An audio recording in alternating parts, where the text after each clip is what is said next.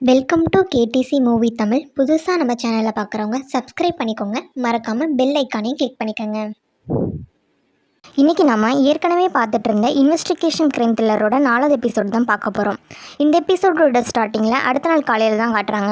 Doctor C என்ன பண்ணுவாங்க அப்படின்னா வேலைக்கு கிளம்பி போயிட்டுருப்பாங்க. அவங்க போகிற வழியில் ஒரு இடத்துல பூனை செத்து கிடக்குமா, உடனே பக்கத்து கிடக்காரமா டாக்டர் சியை தான் பூனை கொண்டிருப்பாங்க அப்படின்ற மாதிரி போலீஸ்கிட்ட சொல்லுவாங்க. ஏன்னா அன்றைக்கி பூனைக்கு சாப்பாடு போட்டதை இவங்க பார்த்தாங்களே, அதனால் அவங்க தான் கொண்டிருக்கணும் அப்படின்ற மாதிரி சொல்லிட்டு இருப்பாங்க. அதுக்கு சியை என்ன சொல்லுவாங்க அப்படின்னா, நானாவது பூனைக்கு சாப்பாடு தான் போட்டேன், இந்த மாதிரி சாப்பாடு போடாலுமே சாகடிக்க பார்த்துச்சு, இந்த அம்மாவுக்கு மேலே தான் எனக்கு சந்தேகமாக இருக்குது, நீங்கள் உங்களை கூப்பிட்டு போய் இன்வெஸ்டிகேஷன் பண்ணுங்கள் அப்படின்னு சொல்லவும் அந்த போலீஸ் என்ன பண்ணுவார் அப்படின்னா, நீ சொன்னிலம்மா அந்த அம்மா கொண்டிருக்குன்னு சொல்லிட்டு உன்ட்ட எவிடன்ஸ் இருக்கா அப்படின்ற மாதிரி கேட்பாங்க. என்கிட்ட அப்படி ஒன்றும் இல்லை அப்படின்ற மாதிரி அவங்க சொல்லும்போது, நீ எதுக்கு ஒருத்தவங்க மேலே தேவையில்லாமல் பள்ளி போடுற அப்படின்ற மாதிரி சொல்லிட்டு அவர் வந்து இவங்களை சத்தம் போடுவாங்களா. ஏன்னா போலீஸ்க்கும் அந்த கடைக்காரம்மாக்கும் இடையில சண்டை வந்துடும். 2 பேரும் ஆர்கியூ பண்ணிட்டு இருப்பாங்க. நீங்கள் என்னமோ பண்ணிக்கிங்கப்பா அப்படின்ற மாதிரி சொல்லிட்டு டாக்டர் சியூ கிளம்பி நேராக ஆஃபீஸ்க்கு போயிடுவாங்க. அவங்க ஆஃபீஸில் ஒர்க் பண்ணலாம் அப்படின்ற மாதிரி ஸ்டார்ட் பண்ணும்போது ஜங்க் கால் பண்ணி நான் கொலைகாரனை கண்டுபிடிச்சிட்டேன் அப்படின்ற மாதிரி சொல்லுவாங்க. என்ன கண்டுபிடிச்சிட்டேன்னு கேட்கும்போது நான் அரெஸ்ட்டே பண்ணிட்டேன் அப்படின்ற மாதிரி சொல்லுவான். இதை கேட்டோன்னே டாக்டர் சியா நான் டேரெக்டாக வந்து அவனை பார்க்கணும் அப்படின்ற மாதிரி சொல்லிட்டு அங்கேருந்து கிளம்பி வேகமாக போவாங்க. ஏன் இவங்க இப்படி கொலைகாரனை பார்க்க துடிக்கிறாங்க அப்படின்னா, ஏற்கனவே இவங்க வந்து கெஸ் பண்ண வரைக்கும் கொலையாளி வந்து தன்னோட அப்பாவாக தான் இருக்கும் அப்படின்றத வந்து இவங்க கெஸ் பண்ணி வச்சுருப்பாங்கல்ல. அப்போ தன்னோட அப்பாவை தான் அரெஸ்ட் பண்ணியிருக்கானா அப்படின்றத தெரிஞ்சுக்கிறதுக்காக போகிறாங்க. டாக்டர் சியூ ஸ்டேஷனுக்கு போனதும் ஃபஸ்ட் எடுத்தோன்னே ஜங்கை தான் போய் பார்ப்பாங்க. பார்த்தவங்க அவங்கள்ட்ட என்ன சொல்லுவாங்க அப்படின்னா, நேற்று நம்ம ஒரு மணலில் டெஸ்ட்டு கொடுத்தோம் பார்த்தியா, அதோட ரிசல்ட் வந்து வந்துருச்சு, இது கொஞ்சம் படித்து பாரு அப்படின்ற மாதிரி சொல்லுவாங்க. ஏன்னா அதுபடி பார்த்தோம் அப்படின்னா இறந்து போயிருக்கவங்களோட கொலை கண்ணோட்டமே வேறு மாதிரி மாறுதில்ல, அதை வந்து எக்ஸ்பிளைன் பண்ணிகிட்டு இருப்பாங்க. நீ சொல்கிறது சரிதான், இப்படி வேறு ஒன்று இருக்கோ அப்படின்ற மாதிரி அவங்க யோசிச்சுட்டு இருப்பாங்க. இந்த ரிப்போர்ட்டை காட்டினதுக்கு அப்புறமேட்டுக்கு ஜங்கிட்ட சியோ கேட்பாங்க, கொலையாளி தான் பண்ண கொலைகளெல்லாம் ஒத்துக்கிட்டானா அப்படின்ற மாதிரி. இன்னும் ஒத்துக்கலை, நான் தான் பண்ணலை அப்படின்ற மாதிரி சொல்லிட்டு இருக்கான் அப்படின்ற மாதிரி சொல்லுவாங்க. அப்புறம் எப்படி அரெஸ்ட் பண்ணிங்கன்னு கேட்கும்போது, நான் சிசிடிவி கேமரா செக் பண்ணி பார்த்தேன், அப்படி செக் பண்ணி பார்க்கும்போது கொலையாளி போட்டிருக்க அதே ட்ரெஸ்ஸு அதே ஹேட்டே இவன் தான் போட்டிருந்தான், அவனோட உருவம் எப்படி இவனோட தான் ஒத்து போகுது, அப்போ ஒரு ஆள் தான் கொலையாளியாக இருக்க வாய்ப்பு இருக்குது.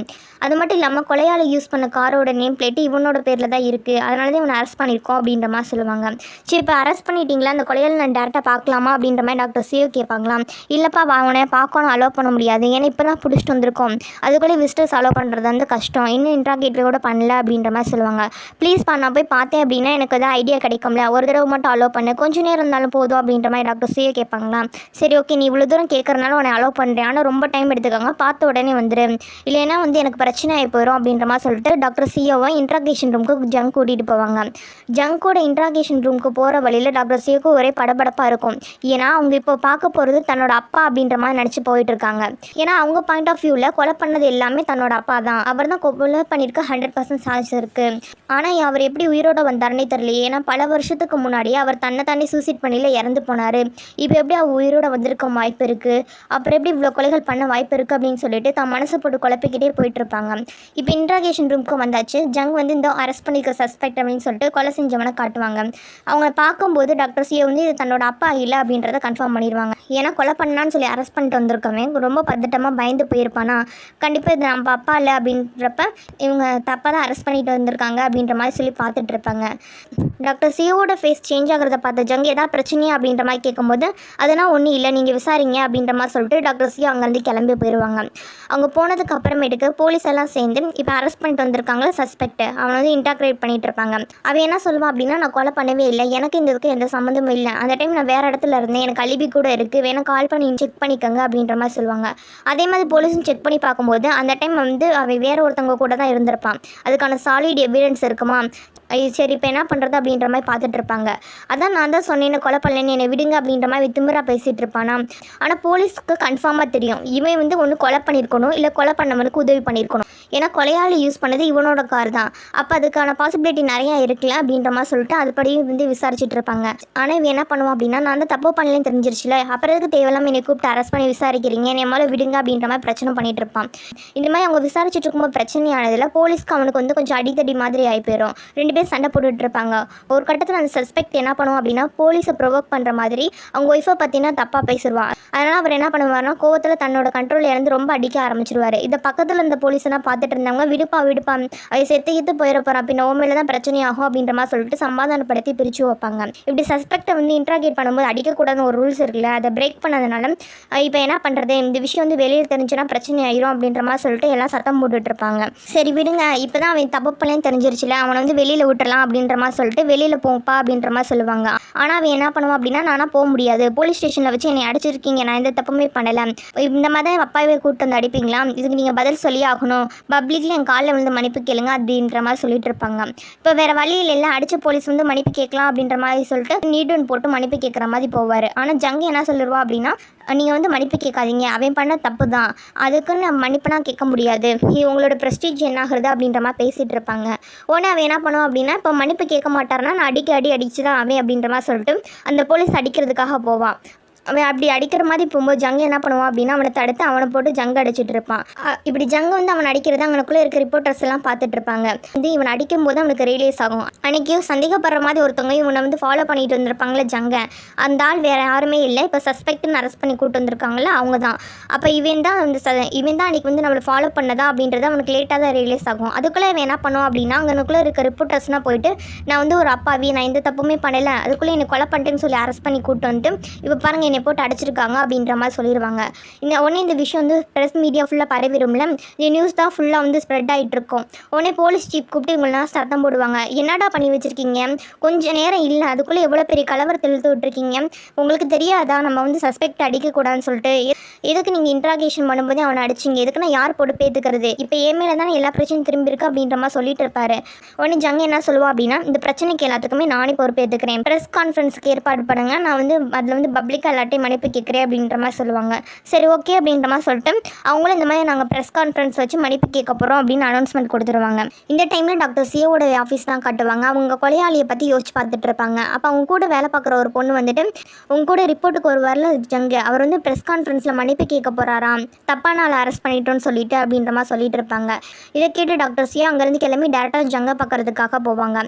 ஜங்கோட டீமில் இருக்கவங்க எல்லாருமே ஜங்கு ஏற்கனவே சொல்லியிருக்கானே, இவன் தான் அன்றைக்கி வந்து சந்தேகப்படுற மாதிரி எங்களை ஃபாலோ பண்ணுறதுன்னு சொல்லிட்டு அதுக்கான எவிடன்ஸ் இருந்தால் ஜங்கு வந்து தப்பு பண்ணல, கரெக்டாக தான் அரெஸ்ட் பண்ணியிருக்கா அப்படின்றது வந்து தெரிய வரும் அப்படின்னு சொல்லிட்டு அதுக்கான சிசிடிவி எவிடன்ஸை செக் பண்ணி அது இருக்கான்னு பார்த்துட்டு இருப்பாங்க. இன்னொரு பக்கம் ஜங்கு என்ன பண்ணுவோம் அப்படின்னா, ப்ரெஸ் கான்ஃபரன்ஸ் நடக்கிற இடத்துல போய் நின்றுட்டு இருப்பான். அங்கே கான்ஃபரன்ஸும் ஸ்டார்ட் ஆகுது. ப்ரெஸ்ஸில் இருக்க எல்லாரும் கொஸ்டின் கேட்க ஆரம்பிச்சிருவாங்க. நீங்கள் எப்படி ஒரு அப்பாவியை வந்து தெரியாமல் அரெஸ்ட் பண்ணி கூட்டிகிட்டு வரலாம், அது உங்ககிட்ட எந்த விதமான சாலிட் எவிடன்ஸ் இல்லாமல் அரெஸ்ட் பண்ணுற தப்பு தானே அப்படின்ற மாதிரி சொல்லிட்டு இருப்பாங்க. ஜங்குக்கு இதான் ஃபர்ஸ்ட் டைம் வந்து ப்ரெஸ் கான்ஃபரன்ஸ்னு அட்டன் பண்ணுறது. அவனுக்கு என்ன சொல்கிறதுனே தெரியாது. ஆனால் நான் தப்பானவனை அரெஸ்ட் பண்ணல, என்கிட்ட எவிடன்ஸ் இல்லைன்னு சொல்ல முடியாது, எவிடன்ஸ் வந்துட்டு இருக்கு, இந்த மாதிரி பேசிகிட்டு இருப்பாங்க. இப்படி இவங்க பேசிகிட்டு இருந்தால் ரிப்போர்ட்டர்ஸ் ஏற்றுக்குவாங்களா, எங்களுக்கு எவிடன்ஸே இல்லை, நீங்கள் வந்து ப்ராப்பர் எவிடன்ஸே இல்லாமல் மக்களை வந்து காயப்படுத்திருக்கீங்க, நீங்கள் பண்ண தப்பு தான், அதுக்கு மன்னிப்பு கேளுங்க அப்படின்ற மாதிரி சொல்லிட்டு எல்லாரும் வந்து ஃபோர்ஸ் பண்ணிகிட்டு இருப்பாங்க. அந்த டைம் கரெக்டாக டாக்டர் சியா அவங்க வருவாங்க. வந்தவங்க ஜங்கு கையை பிடிச்சிட்டு ஒன்ஸ் இல்லை அப்படின்ற மாதிரி சொல்லிட்டு, யார் சொன்னால் எவிடன்ஸ் இல்லைன்னு சொல்லிட்டு எங்கள்கிட்ட எவிடன்ஸ் இருக்குது அப்படின்னு சொல்லிட்டு ப்ரெஸ் கான்ஃபரன்ஸில் டாக்டர் சியா என்ன சொல்லுவாங்க அப்படின்னா, இப்போ வந்து ரீசெண்டாக 2 கொலைகள் நடந்துச்சுன்றது உங்களுக்கு தெரியும். ஃபஸ்ட்டு ஒரு ஸ்டூடெண்ட் இறந்து போயிருக்காங்க, அடுத்து டாக்டர் ஓ அப்படின்றவர் இறந்து போயிருக்காங்க. இந்த 2 கொலைகளையும் தனித்தனி நபர் பண்ண கிடையாது, ஒரே ஆள் தான் பண்ணியிருக்காங்க. இந்த 2 கொலைகளில் வச்சுருக்க ரிங்கை வச்சு பார்க்கும்போது இது ஒரு சீரியல் கில்லர் மாதிரி தான் தெரியுது. அதனால தான் நாங்கள் வந்து அவனை வந்து அரெஸ்ட் பண்ணி கூட்டிகிட்டு வந்தோம். இந்த கொலைகள் எல்லாம் சீரியல் கில்லர் தான் பண்ணதுக்கான எவிடன்ஸ் வந்து எங்ககிட்ட இருக்குது. அதனால் அவனை தப்பானா நாங்கள் அரெஸ்ட் பண்ண கிடையாது, அவன் வந்து 2-3 இடத்துல சந்தேகப்படுற மாதிரி நடந்துக்கிட்டா அதனால தான் அரெஸ்ட் பண்ணோம். அது மட்டும் இல்லாமல் இந்த சீரியல் கில்லர் வந்து தான் பண்ண கொலைகள் எல்லாம் சில லூப் ஹோல்ஸ் வந்து விட்டு வச்சிருக்கான், அதெல்லாம் நான் கண்டுபிடிச்சிட்டேன். அவன் நினச்சிட்டு இருக்கான் அவன் பெரிய ஜீனஸ்ன்னு சொல்லிட்டு, ஆனால் அப்படின்னா கிடையாது, அவன் சுத்த வேஸ்ட் அப்படின்ற மாதிரி சொல்லி சீரியல் கில்லரை ப்ரொவோக் பண்ணுற மாதிரியே டாக்டர் சியோ வந்து பேசிகிட்டு இருப்பாங்க. இப்போ டாக்டர் சியோ வந்து இப்படி பேசிகிட்டு இருக்காங்களே, இந்த இன்டர்வியூவை மிஸ்டர் காயும் வந்து அவரோட வீட்டில் வந்து பார்த்துட்டு இருப்பாரு. ஆக்சுவலி அவங்களோட கெஸ் படி வந்து அவங்க அப்பா தானே கொலையாளி. இப்போ இவங்க பார்த்துருக்கிறது நடந்துக்கிறத வச்சு பார்க்கும்போது மிஸ்டர் காய் தான் கொலையாளி அப்படின்ற மாதிரி காட்டுவாங்க. ஏன்னா சின்ன வயசில் டாக்டர் சி அப்படி தன் அப்பா வந்து பண்ண தப்பெல்லாம் க்ளீன் பண்ணிகிட்டு இருப்பாங்க. அதே மாதிரி இப்போ மிஸ்டர் காய் இருக்கார் பார்த்தீங்களா, அவர் வீட்டில் ஒரு குட்டி பொண்ணு இருக்குது. அந்த பொண்ணு இப்போ க்ளீனிங் வேலை தான் பார்த்துட்ருக்கு. இதை வச்சு பார்க்கும்போது என்ன கன்ஃபார்ம் ஆகுது அப்படின்னா, மிஸ்டர் காய் தான் சீரியல் கில்லராக இருக்க அதிகபட்ச வாய்ப்பு இருக்குது. அது மட்டும் இல்லாமல் டாக்டர் சியோட அப்பாவும் காயாக தான் இருக்கும் அப்படின்ற மாதிரி கொண்டு வந்துட்டு இருக்காங்க.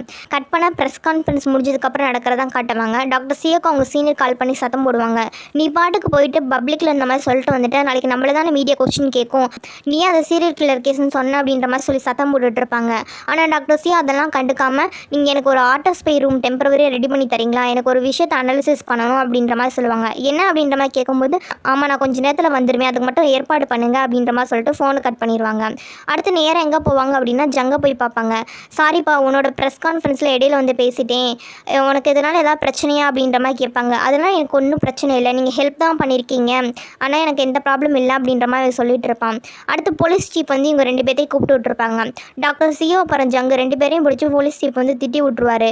நீங்கள் என்ன பண்ணி வச்சுருக்கீங்க, ப்ரெஸ்ஸில் அத்தனை பேருக்கு முன்னாடியும் இந்த கொலைகள் எல்லாமே சீரியல் கில்லர் பண்ணுன்னு சொல்லியிருக்கீங்க, இதனால் மக்கள் பதட்டம் அடைய மாட்டாங்களா, இதுக்கான சாலிடான எவிடன்ஸ் கூட நம்மக்கிட்ட இல்லை அப்படின்ற மாதிரி பேசிகிட்டு இருப்பாங்க. அதுக்கு டாக்டர் சிஓ சொல்லிடுவாங்க, என்னால் ப்ரூவ் பண்ண முடியும் இந்த கொலைகள் எல்லாமே சீரியல் கில்லர் தான் பண்ணதுன்னு சொல்லிட்டு, அதுக்கான எவிடன்ஸ் என்கிட்ட இருக்குது அப்படின்ற மாதிரி சொல்லவும் சரி எனக்கு ப்ரூவ் பண்ணி காட்டு அப்படின்ற மாதிரி சொல்லிட்டு டாக்டர் சிஓ அனுப்பி விட்டுருவாங்க. டாக்டர் சிஓ அனுப்புனதுக்கு அப்புறமேட்டுக்கு இந்த 2 கொலைகளும் சீரியல் கில்லர் பண்ணதுன்றது ஓரளவு கன்ஃபார்ம் ஆயிடுச்சுல, அப்போ அது பேஸ் பண்ணி நம்ம விசாரிக்கணும்.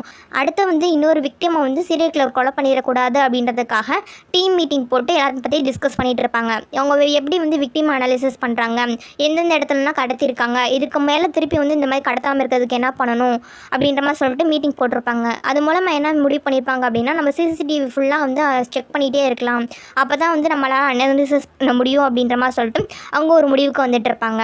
அடுத்த சீனில் டாக்டர் சிஓ தான் காட்டுறாங்க. அவங்க நேரம் கார்லேருந்து கிளம்பி போயிட்டுருக்காங்க. எங்கே போகிறாங்க அப்படின்னா மிஸ்டர் காயை பார்த்தாகணும், அவர் உயிரோடு இருப்பார் அப்படின்றப்ப அவர் வந்து எங்கேனாலுமே துணி துவைக்கிற வேலை தானே பார்த்துட்டு இருப்பார், அவரை நம்ம கண்டுபிடிச்சாகணும், அவரை கண்டுபிடிச்சி டேரெக்டாக ஃபேஸ் டு ஃபேஸ் கேட்கணும், அவர் தான் கொலைகள்லாம் பண்ணுறாரா அப்படின்ற மாதிரி சொல்லிட்டு அவரை தேடி காரில் போயிட்டுருப்பாங்க.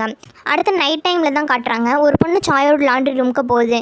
என்னம்மா இந்த டைமுக்கு வந்திருக்கீங்கன்னு கேட்கும்போது நீங்கள் துவைச்சி கொடுத்தீங்களா, அதில் கரை போகவே இல்லை, இங்கே பாருங்கள் இவ்வளோ ஸ்டெயின் ஆகிடுச்சு அப்படின்ற மாதிரி காட்டுவாங்க. சரிப்பா நான் போய் திருப்பி துவைச்சி கொண்டு வந்து கொடுக்குறேன் சரியாக போயிடும் அப்படின்ற மாதிரி சொல்லும்போது இல்லை இது ரொம்ப எக்ஸ்பென்சிவான ட்ரெஸ்ஸு, நீங்கள் தான் கராக்கியிருக்கீங்க, அதனால் எனக்குன்னு நீங்கள் துவைச்சினா கொடுக்க வேணாம், அதுக்கு பதிலாக எனக்கு காசு கொடுங்க, இது 8 லட்ச ரூபா அப்படின்ற மாதிரி சொல்லுவாங்க. சரி ஓகேம்மா நான் வந்து அவனுக்கு அப்புறமேட்டுக்கு வந்து பே பண்ணி விட்றேன் அப்படின்ற மாதிரி சொல்லுவாங்க. இல்லை நான் ஃபஸ்ட்டு வாங்கிட்டு தான் போவேன் அப்படின்ற மாதிரி சொல்லவும் சரி நான் போய் எடுத்துகிட்டு வரேன் அப்படின்ற மாதிரி சொல்லிட்டு காய் உள்ளே போவாரா. அப்போ அந்த பொண்ணு அந்த இடத்த சுற்றி பார்க்கும். பார்த்தா இந்த இடம் வந்து ரொம்ப டிஃப்ரெண்ட்டாக இருக்க மாதிரி இருக்குமா, சரி நம்ம இங்கே இருக்கக்கூடாது அப்படின்ற மாதிரி சொல்லிட்டு இல்லை நான் வந்து காசு கூட வேணாம் நான் அப்புறம் வாங்கிக்கிறேன் அப்படின்ற மாதிரி சொல்லிட்டு அந்த பொண்ணு போகிற மாதிரி போகும். அப்போ வந்து காய் வந்து எங்கம்மா போகிற அப்படின்ற மாதிரி கூப்பிடுவாரா. உடனே அந்த பொண்ணு பதட்டத்தில் என்ன பண்ணிடும் அப்படின்னா தன்னோட பர்ஸு கீழே விழுகும். அந்த பொண்ணு என்ன பண்ணும் அப்படின்னா திங்ஸ் எல்லாம் எடுத்து வச்சுட்டு சரி சார் நான் இன்னொரு நாள் வந்து வாங்கிக்கிறேன் நான் கிளம்புறேன் அப்படின்ற மாதிரி போவாங்க. அவங்க போகும்போது சாய் என்ன பண்ணுவார் அப்படின்னா மெல்லமாக நடந்து வரவர் எங்கம்மா போகிற அப்படின்ற மாதிரி கேட்பார். இப்போ அவர் கேட்கும்போது அவரோட குரல் அப்படியே சேஞ்ச் ஆகிருக்கும். இப்போ அவர் நார்மலாக இல்லாமல் சைக்கோபாத் மூடுக்கு வந்து ஆன் ஆகிட்டார் போல இருக்குது, அந்த மாதிரி மூடில் வந்து கேட்டுட்டு இருப்பார். அந்த பொண்ணு கொஞ்சம் பயந்து போயிருமா. உடனே அவர் என்ன பண்ணுவார்னா பின்னாடி மெல்லமாக நடந்து வந்து அந்த பொண்ணை பின்னாடி சைட்லேருந்து ஹக் பண்ணிக்குவார். ஹக் பண்ணிக்கிட்டு அந்த பொண்ணு காதுக்கிட்ட உன்னோட ட்ரெஸ் எவ்வளோ அழகாக இருக்குது தெரியுமா அப்படின்ற மாதிரி சொல்லுவார். இந்த வாய்ஸை கேட்டதும் அந்த பொண்ணு அப்படியே நடுங்கி போயிடும். தெரியாமல் வந்து கொலைக்காரன்ட்ட மாட்டிட்டோம் போல் அப்படின்ற மாதிரி சொல்லிட்டு ரொம்ப நடுங்கி போய் நின்றுட்டுருக்கும். இதோட என்ன ஆகுது அப்படின்னா இந்த எபிசோட் வந்து முடியுது. நான் எக்ஸ்பிளைன் பண்ணது உங்களுக்கு பிடிச்சிருந்துச்சு அப்படின்னா மறக்காமல் சப்ஸ்கிரைப் பண்ணுங்கள், லைக் பண்ணுங்கள், ஷேர் பண்ணுங்கள், கமெண்ட் பண்ணுங்கள். தேங்க்யூ ஃபார் வாட்சிங்.